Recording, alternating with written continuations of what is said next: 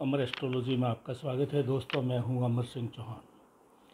आज हम एक वीडियो बना रहे हैं दोस्तों, जो आत्मा की पवित्रता के ऊपर एक ये वीडियो है कि आपकी कुंडली देख के हम कैसे पता लगा सकते हैं कि आपकी आत्मा जो है वो कितनी पवित्र है।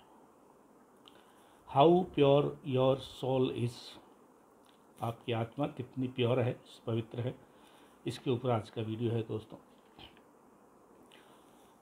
लगन जो फर्स्ट हाउस है कुंडली का वो शरीर है, और सूर्य जहाँ पे बैठा है कुंडली में वो आपकी आत्मा है।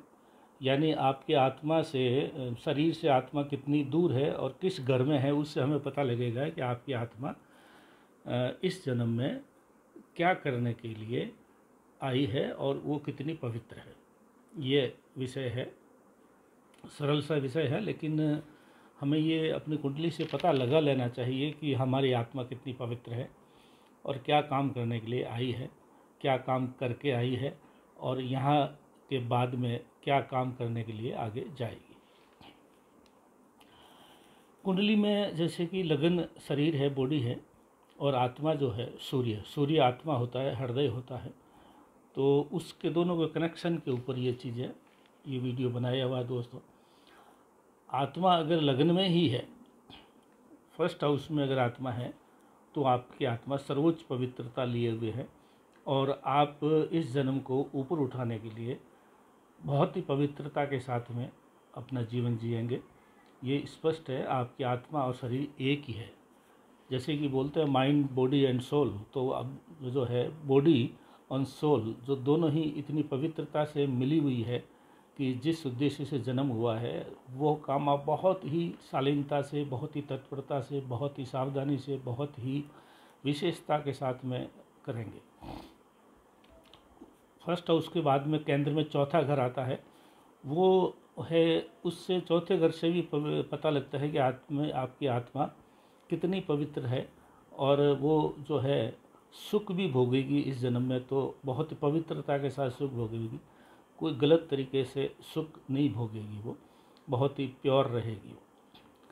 सातवां घर केंद्र में ही है, सातवें घर में अगर सूर्य है तो आपकी आत्मा दूसरों का भला करने के लिए आई है और अपने कर्मों से दूसरों का भला करेगी, आपके साथ काम करने वाले के लिए, जीवन साथी के लिए, पार्टनर के लिए।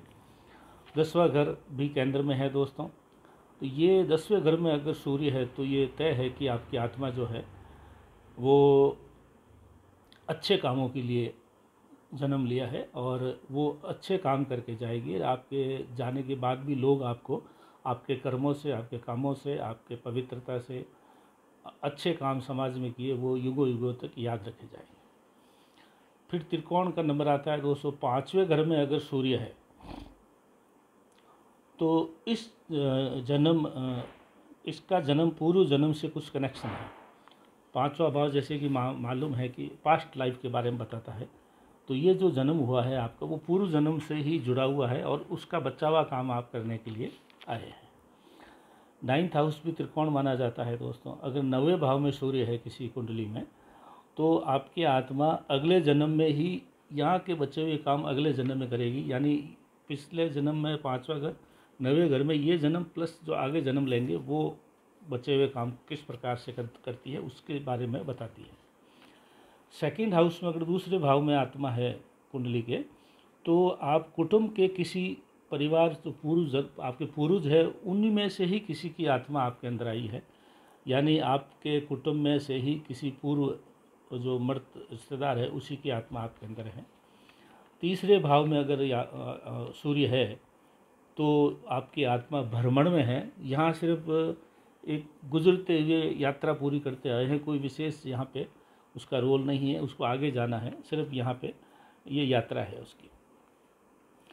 11वें घर में अगर सूर्य है दोस्तों तो वो किसी से जुड़ाव नहीं रखेगा, वो अपने डिस्कनेक्ट होता चला जाएगा। 11वें घर में सूर्य है तो वो आदमी बहुत ही आगे की यात्रा के लिए तैयारी करता है। इस जन्म में उसके पास करने के लिए कुछ ज़्यादा बचता नहीं है, तो अगले जन्म की तैयारी शुरू करता है। यहाँ से जितना वो कनेक्शन काटता है उतना मतलब वो पवित्रता की पराकाष्ठा होता है। और छठे घर में अगर सूर्य है किसी के, तो वो आत्मा इस जन्म में कष्ट भुगतने के लिए आई है, रोग रिपु ऋण के द्वारा कष्ट भुगतेगी।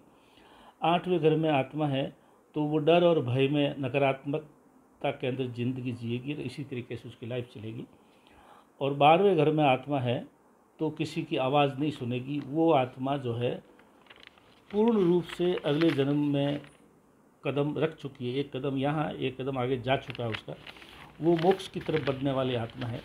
तो आत्मा का पता हमें हमारे कुंडली में सूर्य कहाँ स्थित है और लगन से कहाँ कहाँ पे है, पहले भाव से 12वें भाव तक, उससे ये पता लग जाता है कि ये आत्मा जो है इस जन्म में क्या करवाएगी, कितनी पवित्र है, कितना सुख भोगेगी, कितना दुख भोगेगी और क्या करके जाएगी। तो आपको कुंडली में अपना सूर्य देख करके ये पता लगा लेना चाहिए कि किस तरह के कामों के लिए हम आए हैं, कहीं हम रास्ते से भटक तो नहीं रहे हैं।